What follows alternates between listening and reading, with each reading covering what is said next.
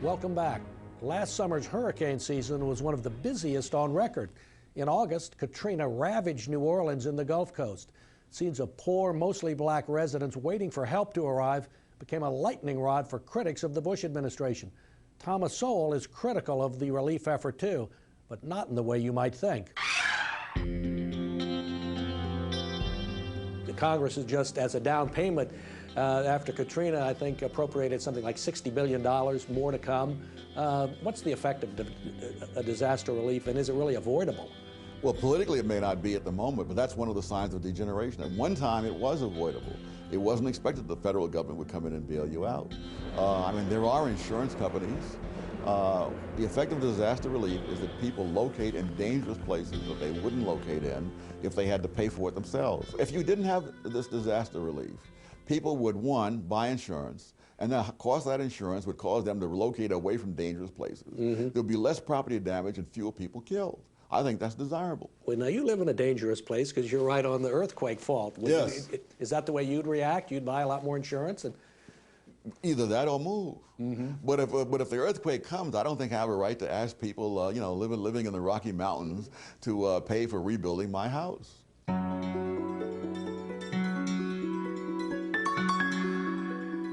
Well, shouldn't the people who got stuck in New Orleans, shouldn't they be angry about not being evacuated? They were told to get out. And at someone's point, one of my readers, in fact, sent me an email, said, look at all those cars underwater. Those are all cars that have been used to get out of New Orleans. Yeah, buses too. That's right. President Bush has been charged with racism for not getting those people out who were mostly black out soon enough. Is that fair? I don't think President Bush had much to do with it. One, the law is written such that he can't just step in to a local situation without the local authorities either giving their permission or asking him to. And they didn't think there was a problem. So, and as far as FEMA, I mean, FEMA has messed up so many things so often.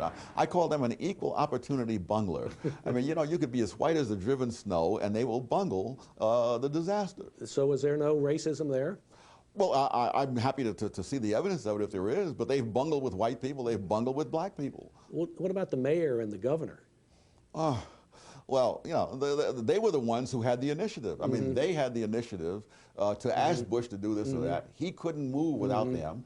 The Red Cross couldn't hand out stuff in that stadium without local permission, which the local people didn't give them.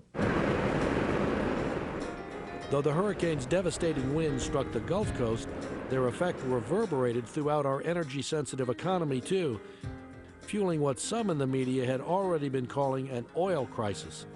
And is it a crisis? I mean, gas prices have nearly tripled in a couple of years. Well, prices really are symptoms. I mean, you know, prices are like thermometer readings.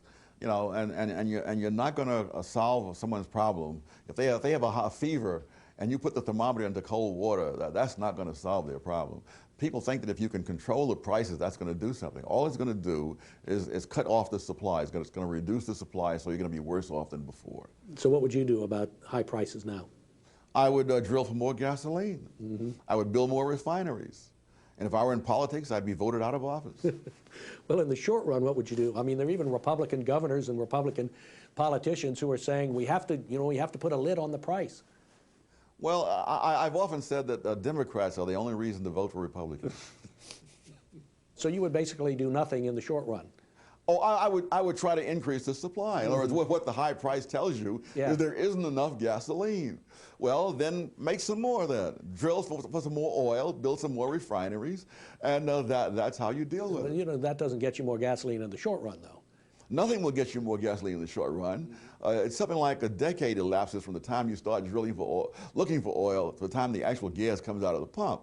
So nothing is going to do it in the short run. In the short run, all you can do is when the prices go up, people will find they don't have to drive quite as far as they used to.